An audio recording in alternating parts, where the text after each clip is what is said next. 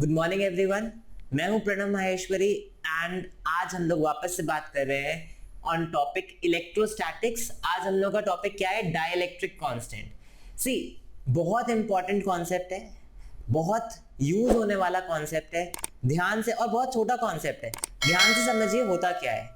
देखिए, मैंने आप लोगों को बताया जब भी कोई दो चार्जेस सपोज पॉजिटिव नेगेटिव है या पॉजिटिव पॉजिटिव है, इस बात से फर्क नहीं पड़ता। जब भी ये दोनों चार्जेस किसी मीडियम में रखे हुए हैं तो इनके ऊपर क्या लगती है? इनके ऊपर एक फोर्स लगती है, राइट? इनके ऊपर फोर्स लगती है। यस, ये हमको पता है इनके ऊपर फोर्स लगती है। ये फोर्स क्या होती है? आइदर अट्रैक्टिव होती है और रिपल्सिव होती है। ये भी हमको पता है कि ये फोर्स आइदर अट्रैक्टिव है और रिपल्सिव है। ओके, ये तो हमें पता चल गया।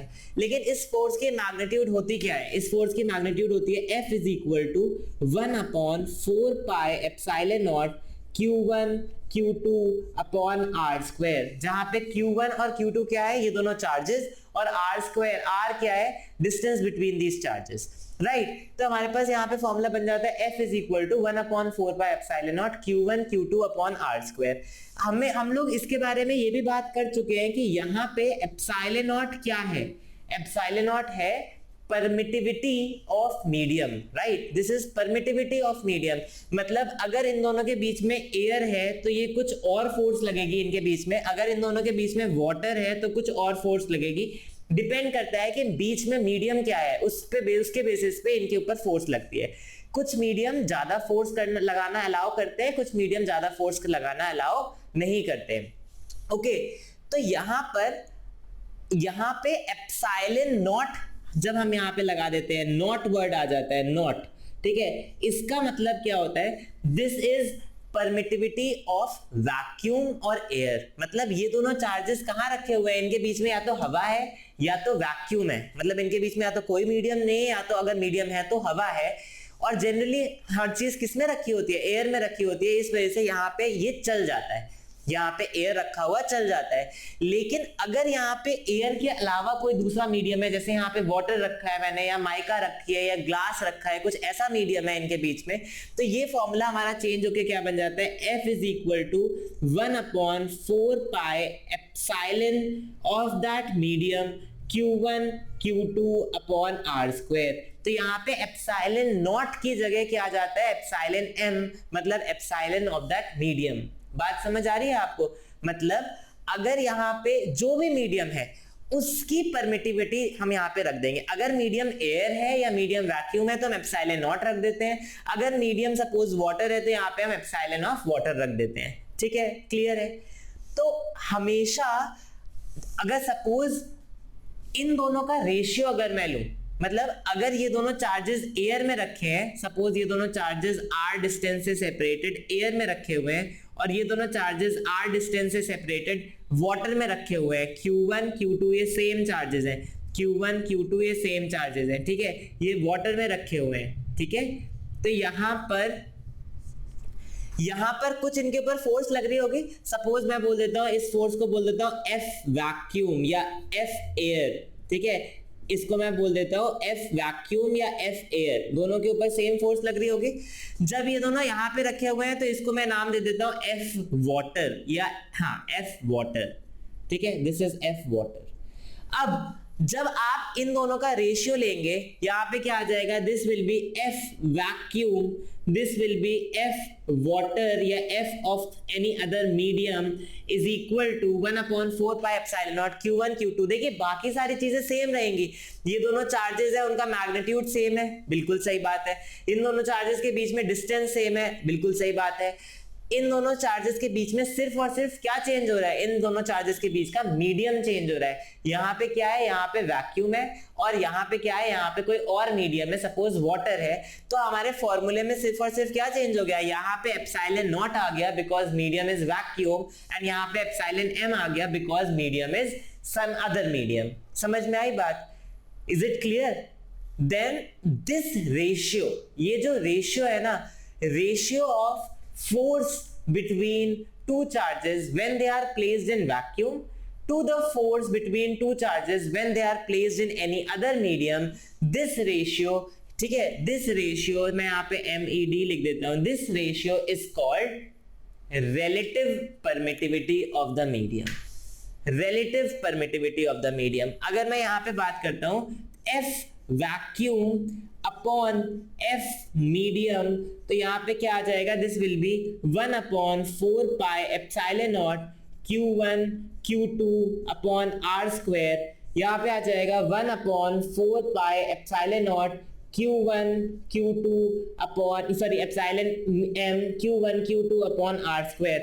इस सब से ये सब कट जाएगा, 4 pi कट जाएगा, ये आ जाएगा F vacuum upon F medium is equal to epsilon m upon epsilon naught. समझ में आया? और इस रेशियो को क्या बोलते हैं हम? इस रेशियो को हम बोलते हैं relative permittivity of the medium. इसको हम डिनोट करते हैं एप्सिलॉन r से. This is called relative permittivity of the medium. तो ये आ जाता है एप्सिलॉन r. ये एक प्योर रेशियो होता है ना? एप्सिलॉन ऑफ मीडियम जो उसके यूनिट्स होंगे वही एप्सिलॉन नॉट के यूनिट्स होंगे, दोनों के यूनिट सेम होंगे. Epsilon r is a pure ratio. समझ में आ रही है बात? इसका कोई यूनिट नहीं होता. This is a pure ratio. और इसका फॉर्मूला क्या होता है? Epsilon m upon epsilon not. अगर मैं यहां से आपसे एप्सिलॉन m निकालने की बात करूं, आपको किसी मीडियम की रिलेटिव परमिटिविटी पता है, आपको उसकी एब्सोल्यूट परमिटिविटी निकालनी है, ये एब्सोल्यूट परमिटिविटी निकालनी है, तो यहां आ जाएगा epsilon m is equal to epsilon naught into epsilon r. Epsilon m is equal to epsilon naught into epsilon r. Epsilon m क्या है? Absolute permittivity of the medium. Absolute, किसी के रिलेशन में नहीं, एब्सोल्यूट कितनी है. एप्सिलॉन नॉट क्या है? Absolute permittivity of free space या एब्सोल्यूट परमिटिविटी ऑफ वैक्यूम या एब्सोल्यूट परमिटिविटी ऑफ एयर. और एप्सिलॉन r क्या है? Epsilon r is relative permittivity of the medium, जो अभी अभी इंट्रोड्यूस हुआ. इस रिलेटिव परमिटिविटी को हम उस मीडियम का डाइलेक्ट्रिक कांस्टेंट भी बोल देते हैं. डाइलेक्ट्रिक मतलब एक मतलब जिसके अंदर कंडक्ट ना कर सके, ठीक है. और इसको हम डिनोट करते हैं k से, स्मॉल k. तो ये एप्सिलॉन r लिखिए या k लिखिए, इस बात से फर्क नहीं पड़ता. इसको भी मैं यहाँ पे बोल सकता हूँ epsilon m is equal to k times epsilon naught. ये फॉर्मूला भी बन जाता है. समझ आई बात? हम लोग अगर आपको इसको डिफाइन करना होगा तो हम डिफाइन कैसे करेंगे? Dielectric constant of a medium.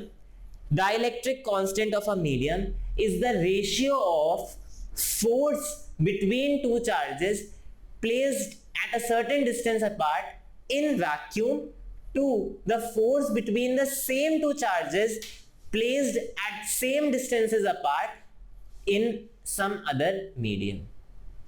Relative permittivity क्या होती है? किसी भी मीडियम की एयर के या वैक्यूम के रिलेशन में परमिटिविटी कितने गुना होगी, कितने टाइम्स होगी, उसका रेशियो.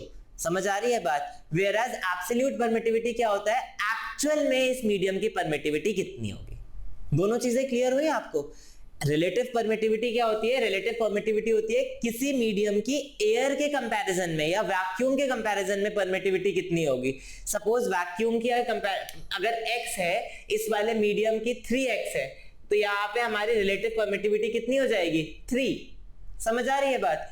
Whereas अगर मैं बात करता हूं एब्सोल्यूट परमिटिविटी की, तो एब्सोल्यूट परमिटिविटी कितनी हो जाएगी? x या 3x, एयर की या उस मीडियम की. बात समझ आई?